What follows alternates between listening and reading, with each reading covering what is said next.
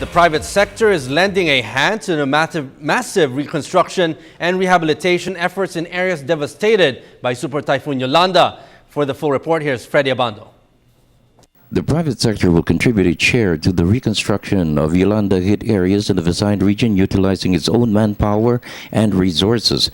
It's a mix of contributions and investments.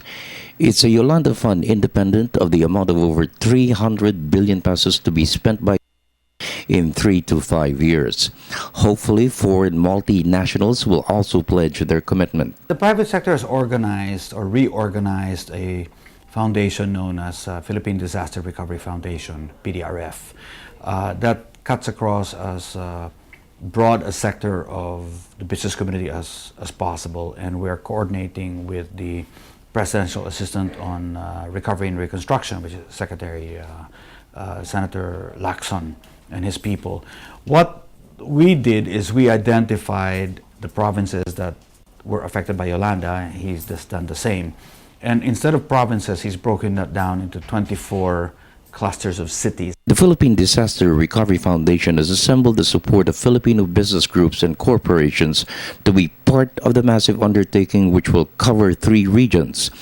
Bill Luz, the chairman of the foundation, beard Secretary Panfilo Lacson, Rehab SAR for Ray, the recovery assistance of Yolanda, met with top leaders of business to discuss the partnership.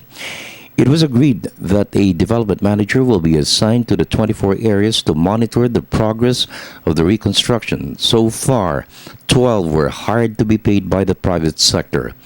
The private sector is committed to the construction of schools, health facilities, housing, and undertaking efforts to restore normalcy in the devastated areas. Those area managers will start beginning to coordinate corporate contributions and donations into rebuilding for those areas.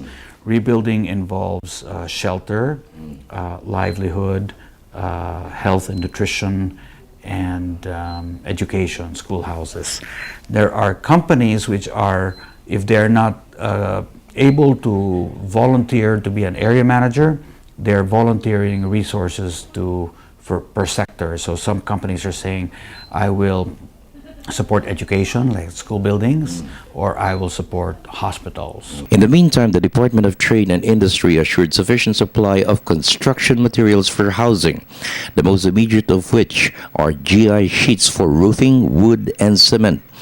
But as the reconstruction peaks and the demand increases, the DTI will consider importation. DTI Secretary Gregory Domingo assured hoarders and profiteers will be dealt with the full force of the law. I would say that we are watching the situation closely so that if we feel that there is a lack of supply, then we will either directly import or encourage importation of additional material. For the People's Television Network, this is Freddie Abando reporting.